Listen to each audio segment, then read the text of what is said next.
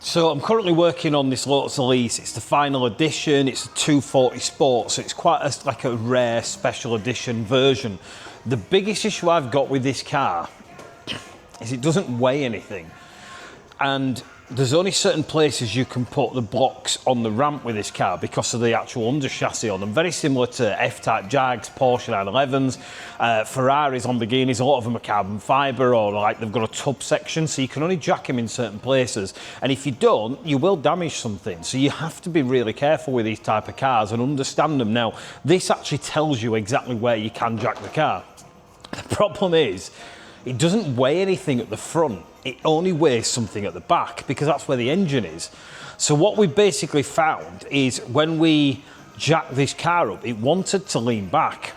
And that's probably because we're on detailing ramps, not kind of mechanical ramps. But then again, I'm not sure how well they'd work because they generally only pin the rear and the front. It may be because the pins the rear more, but your actual jacking point's more here than it is at the back, and it tells you where to do it. So the issue I've got with this car is I can't lift it up any higher than this because if it does move at the minute, it's literally just going to sit on the block and it's not going to affect anything. But I'm not risking this car moving. So the problem I now have is I have to literally work on my knees, a bit like we didn't have a ramp and a bit like going back 20 years ago. Now what I'm currently about to do is just steam the original PPF off this. And we're going to re-PPF this full side skirt. So we've done the bonnet slash wing, and then we've done the bottom section here, which I suppose is a wing again, or a sill. And then we're about to do the full side skirt, and I'm actually going to do underneath the side skirt as well. Now, underneath the side skirt, I have to do on the floor, because again, my ramp and the blocks are actually in the way. So I need to get this big piece done, and then I'm just going to have to work on the floor anyway. But I've got to be honest, it's been a really nice car to work on, but it's been a headache at the same time, because everything's kind of fighting you on this car. The angles and the curves. The front bumper, I want a PPF right underneath it, which I'll try and get on the video later on, and I really want to try and PPF all underneath that. But there's weird bolts underneath it, which is going to make it quite challenging to do unless I remove every one of those bolts. But I don't want to particularly remove them because it might unsettle something because the way the front end's set up. Now, guys who might know this car might go, dead easy, 2-minute job. I just don't want to take that risk on a client's car, if I'm totally honest. So what I'm going to do is lie on my back later on, and we're going to manually PPF the front end. Now, truthfully, you don't need to PPF this far under, because if you imagine this is the bumper, I'm going to be kind of PPFing here, but it's such a low car and such a small frame, I just want to do it for the client. So if he ever does catch a curb or go up a gravel path or anything like that, it means that the front is going to be protected with PPF as well. It is an area you don't see. If I didn't do it, he wouldn't know, and it's not part of a front end pack anyway. I'm kind of extending it, but I want to do that just to really just do the best I can on this car, because I know the customer's really passionate, like pretty much every one of my customers is. They're all passionate. That's why you come here.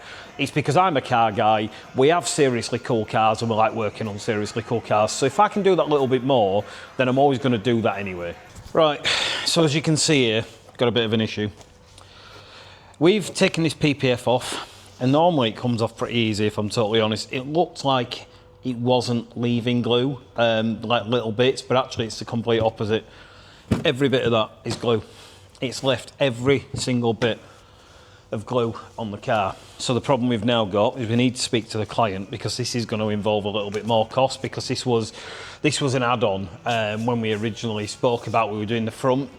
The customers requested we do this, so now we need to just discuss with them, obviously, that there is a bit of a labour involved, because I generally believe, from experience, I'm going to be possibly an hour and a half per side trying to remove this. Right, so we're getting somewhere, but this is horrible. This honestly is the worst I've ever seen with glue, and I don't know why it's this bad. You know, I've been doing this over 26 years. I've got a lot of experience taking glue off. Yeah, there can be a nightmare sometimes. Yeah, there's ways and means of doing it, and I know exactly what I'm doing. We did have a guy comment the other day on the Mini video that we did, where we were removing glue from the Mini. That was nowhere near as bad as this, and his comment was, I don't know why it's took you 2 hours. The stuff you can buy that takes 5 minutes to do it, you can buy it online. So you obviously, I don't know what I'm doing. Don't be that guy, because you know, sometimes glue just comes off dead easy, sometimes it doesn't. What I'm having to revert to on this, which is something I really don't want to do, but I have literally no choice, is I'm spraying the tar and glue onto the actual panel, which is something I've never done. We don't sell tar and glue in a spray top because it's not the best method. You're better putting it direct. And as you can see here, I'm using a plastic scraper, and I've got no choice because it doesn't matter what I do, this stuff is not coming off. This is the only way this is starting to come off now. And then what we're basically doing is gradually, as you can see, it's falling off. It's bloody horrible stuff, this. It's everywhere. It's so horrible. But this is removing it. It's horrible, horrible noise, as you can probably hear. I am putting the blade at a certain angle to do my best I can to not put any mark on the paint itself. And I'm taking off pretty much about 90% of the glue, leaving a very tiny skin on the actual car still, which what hopefully will do is mean I'm not touching the paintwork as much. And then when I do actually come to remove the rest of it, which I'll try and do with a microfiber, I'll only need to do a very bit of light machine work to basically buff the panel back up, and then we can PPF it. So this is the boring bit now. You can see me get all this off. I'm going to try to not melt my hands completely using these really high-end gloves because this glue is literally everywhere. But we've done this much-ish, and we've got about this much to do, and we've also got the other side to mimic exactly the same. Now, something that doesn't always get talked about in the PPF industry, I suppose because it kind of makes you look like you're not good at your job, which isn't the case. It's all learning curves and just trial and error sometimes. But when we're working with templates, which is what we try and do most of the time, bonnets and a lot of areas, I should say a lot of areas, but bonnets in some areas you can do a better job, or I prefer to do a better job without using a template. But things like the side skirts, they're generally cut to shape and there's just a lot less messing about. And I'm not having to cut on near a car, on a car, whatever you want to call it, to basically get that sort of finish. So I would generally use a template on a side skirt because I could do it in no time at all. The problem we've got with this car is this is an S, and they do a Cup Sport or something slightly different, a 250, and that's the only template I've got. Now, when you look at it on the screen and you look at it against the car, it's identical. Can't really see any difference at all. And then what we found on the side skirt is, I'm guessing there's something carbon or a canard on the bottom here, and it's ended up making me lose the very smallest part of PPF on the bottom of the side skirt. So what I've had to do is throw it in the bin. So it's a side skirt, it's quite a lot of film. It could be a couple of £100 of film that you're actually wasting based on it saying £100 per metre, and then that's 2 metres long. So you're throwing it in the bin straight away, and I'm wasting time and I'm wasting film. It's annoying, and I think this is why people don't talk about it, because the reality is it makes me look like I'm an amateur and don't know what I'm doing, where the reality is on this one, it's literally like this piece that's missing from the bottom of a side skirt.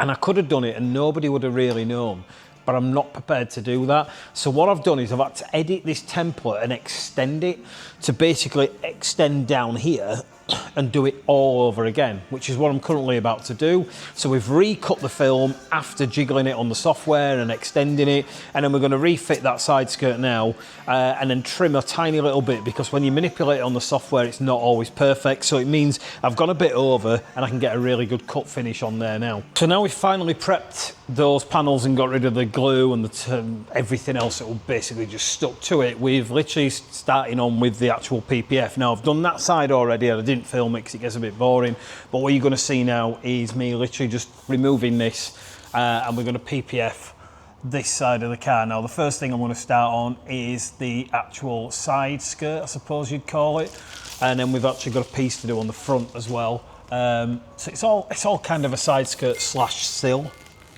It's just the way it's shaped on this car itself. So what we're going to do is we're first of all just prepping this with slip. It is quite warm at the minute, even though it keeps constantly raining and doing me head in, but it's quite warm at the minute, so we're just going to put a fair bit of slip on this just so I can actually get a shape onto it and make sure that we get a really nice finish on this. Now, if there's ever been a car that has challenged me at every single step, it's been this Lotus, but we've got through it. I've ended up redoing the side skirts for the third time today because they just weren't sitting right. And I've actually figured out why, and I probably should have spotted this before, but the reality is PPF enhances things quite a lot, and sometimes it can mimic things and make them look worse. So that's where you've got to be careful. And what we've realised on this side skirt, and again, do you know what, you can't see it at all unless you really try, but when it's up in the ramp and I'm under my actual bay lighting, it's a totally different scenario because it is designed to highlight every defect. But what we found is there's weird lines in the paint. And it's actually underneath the paint. It's like a ripple effect, and I thought I'd actually cocked the PPF up, but I couldn't figure out why.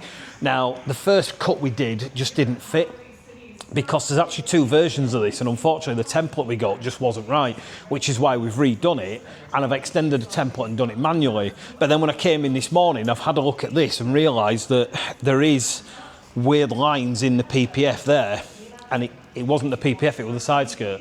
So I've ripped it off, and then I've noticed them when I've actually dried it and gone over it with a buffer just to check what it is, that they're actually still there, and it just mimicked them. Now, reality is, like I said, it's actually hidden them now, and you can't see them at all, so I probably overthought it, but I needed this to be right.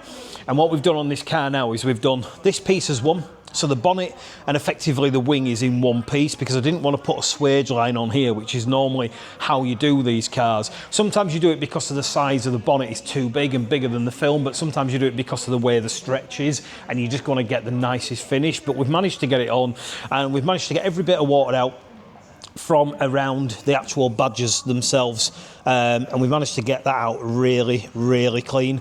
Now, we've gone all the way down here and we've done the actual bottom of the sill, and then we've extended it across the side skirt. But what we've also done is basically put it into the side skirt itself here, and that's because the customer was saying he does catch these when he gets in and out, which is pretty tricky on these cars, so I can understand why. Now, what we've done is we've done the full bonnet. The bonnet is actually kind of one piece. The bonnet and the bumper's all one piece, but it looks like it's two, so we've had to mould it and basically put the layers in between the mould of the film but make it look invisible.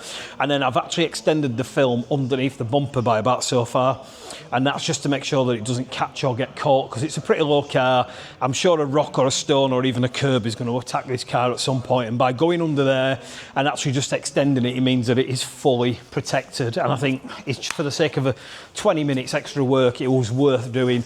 But the finish on the car now is mega, looks absolutely amazing, and I'm sure the customer is going to be seriously happy with what we've done on this car.